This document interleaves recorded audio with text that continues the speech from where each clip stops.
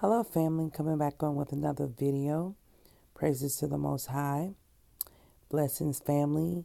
I wanted to actually share this with you all. I'm not going to cover all of it. I'll share it in a link.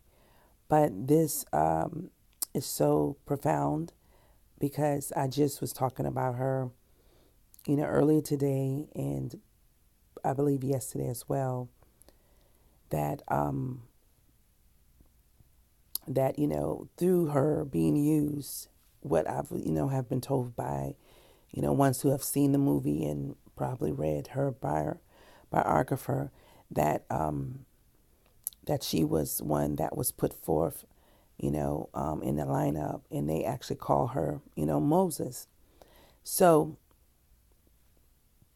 I will share after I get really covering some highlights here, but it says Harriet Tubman followed the voice of the Almighty. She earned the nickname of Moses because she led so many of her people from bondage in the house of slavery to the promised land of freedom along the Underground Railroad.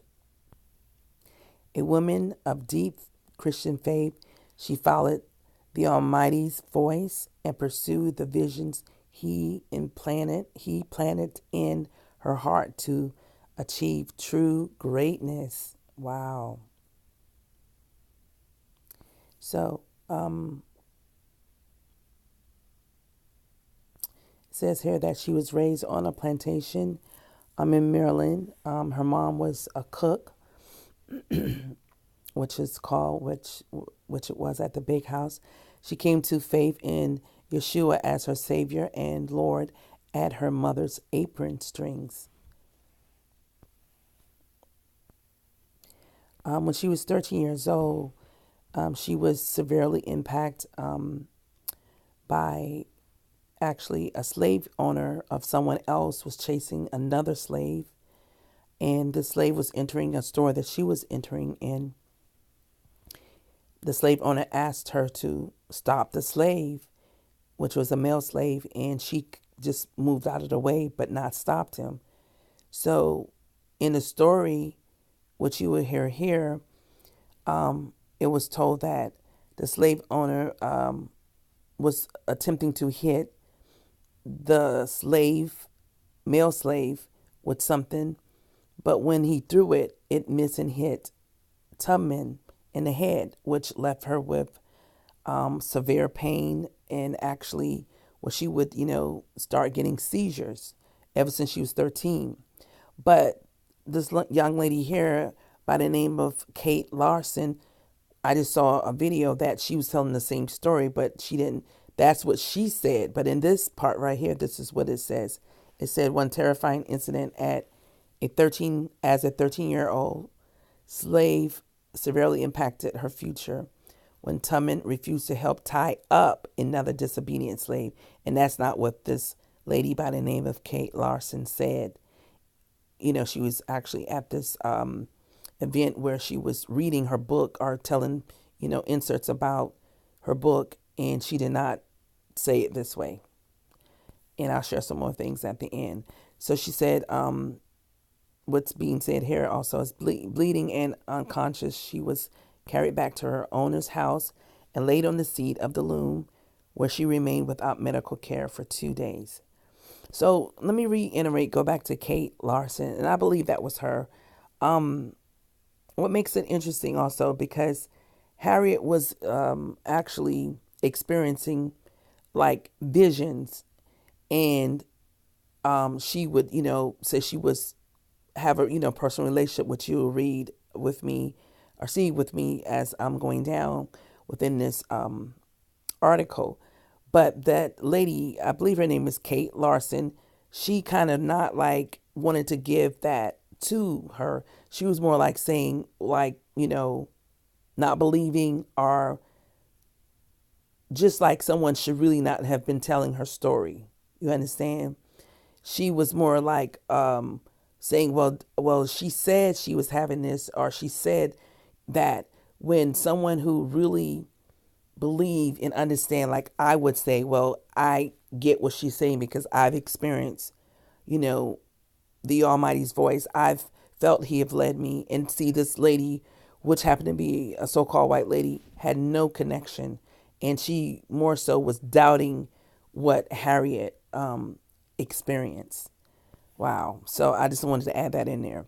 So then she was sent back into the field to work as she bent over the crops. Blood and sweat rolled down her face until she couldn't see and couldn't work no more. So then this is when she started having the seizures, and then she started going into, as far as having different visions from the Almighty. So it speaks here that she went into sleepiness, which caused one to think she wasn't intelligent, and just went in different ways. But she said she had actually said a prayer that, dear Lord, change that man heart, speaking of her slave owner, and make him a Christian. And one day she learned that she would be sent to a chain gang in the far south, considered a terrible fate for any slave. And the tone of her prayers shift and began to mimic the imprecatory prayers of David, King David. Lord, if you ain't never going to change that man's heart, kill him, Lord, and take him out of the way so he won't do no more mischief. And the prayer proved prophetic. Tubman's master died suddenly, shortly after the prayer, and she was filled with remorse. So she said she regret, doing that. So this is actually a wax, which is of her, and this is in Washington. So let's see what else I want to share here. In 1849, she was in her late 20s. She heard the Lord's voice urging her to flee northward. And this is after the initial attempt with her two brothers that failed. She set out again by herself, hiding during the daylight hours and traveling by night, fixing her eyes on the North Star for direction. Wow. Wow, wow, wow. Okay.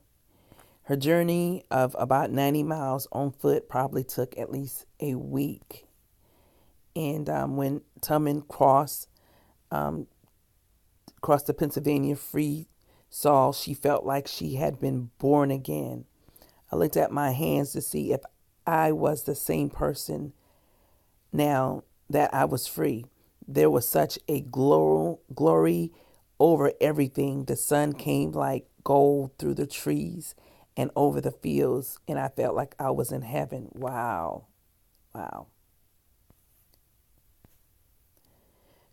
It says here, with the Almighty's help and her newfound connection, and this is, what I love so much about this is that she had the spiritual connection. And one may say, well, when she got hit in her head, that changed it up. But she could have always had it, but it just, manifests itself more so.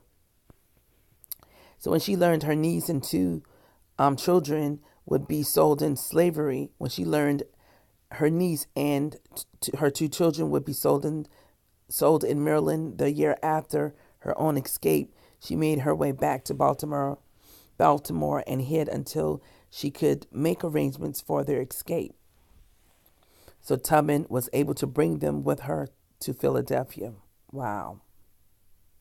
So over 11 years, Tubman personally rescued at least 70 slaves in about 13 expeditions, including her three other brothers, Henry, Ben, and Robert, and their wives and some of their children. She also assists and directed 50 to 60 additional slaves to escape to the north. Some have estimated she was ultimately responsible for liberating as many as 300 slaves. Wow. So, pretty remarkable, family. And that's, why it's so important for us to have a personal relationship so we can hear our Father's voice and as He guides us. As we read the Bible and understand that, what, we understand about Jacob's trouble, about the tribulations, you know, or anything can pop off martial laws that can trigger it. We need to have this personal relationship. And I just, not to take any thing from this article, but I can witness this, that this is real because Father have spoken to me and led me along the way and got me through areas and things that I knew it was only Him leading me. So I just, want this for all. And this is what is, I feel like I'm always led to share, that each person need to have a personal relationship to know our Father's voice as He lead and guide us. And so it says here, the man, his name is Quaker Thomas Garrett, who worked with her, said, I never met with any person of any color who had more confidence in the voice of the Almighty as spoken direct to her soul. Her faith in the Almighty seemed to always bring immediate assistance. Yes. Yes, family. She used spiritual songs as code messages warning escaping slaves of danger or directing them towards a safe path. So powerful. So powerful.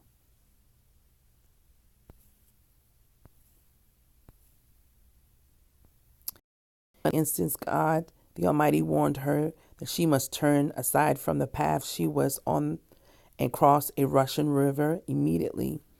Not knowing the depth, the men with her hesitated. Harriet stepped boldly into the current and found it never rose above her chin, according to an account in Christianity.com by Dan Graves. When the men saw that she was safely across, they followed her. Later, Harriet learned that a group of desperate men had been waiting on the path. They were traveling and planned to siege them. If she had not responded to the Almighty, still small voice, they would have been captured. So right. Once the Almighty warned her that her parents were in danger, the Almighty directed her to go to a certain house and ask for $20. Wow. The owner of the house told her that the Lord had sent her to the wrong place. Harriet would not budge, but drifted asleep, waking only long enough to insist that she wasn't leaving until she got the money. Visitors passing through the busy house spread her story and collected $60 for her. Her father, it turned out, was facing criminal charges for helping runaway slaves, and the money was, needed to whisk him to Canada. Wow, family, this is so profound. This is so amazing.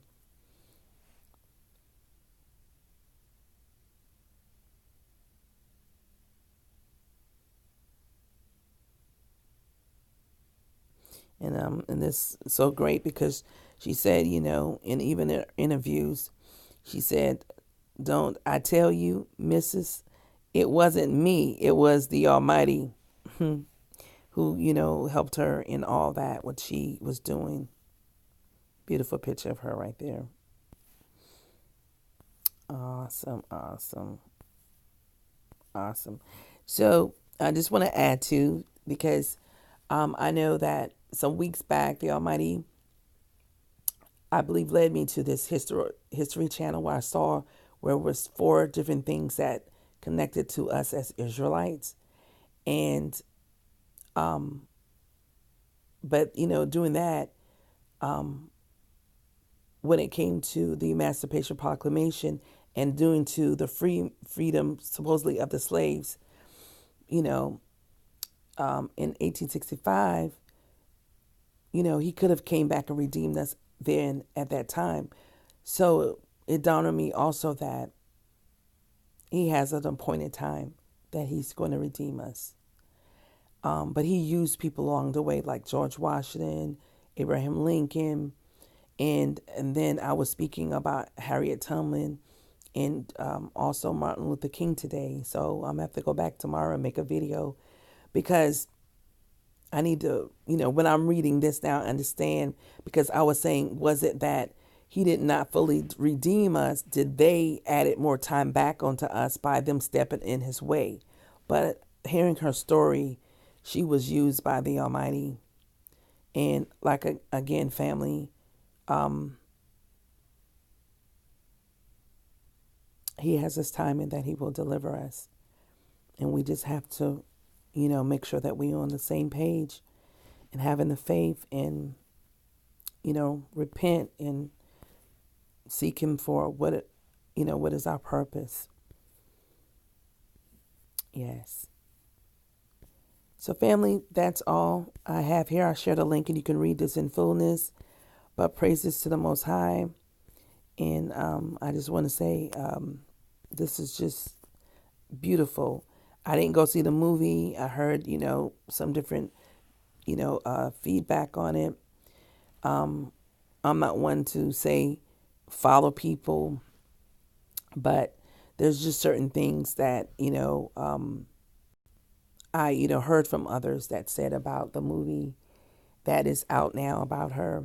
And of course, she is supposed to be placed on not the $2 bill. Oh my goodness. She's supposed to be placed on the $20 bill. And it happened to be in the era of Trump. And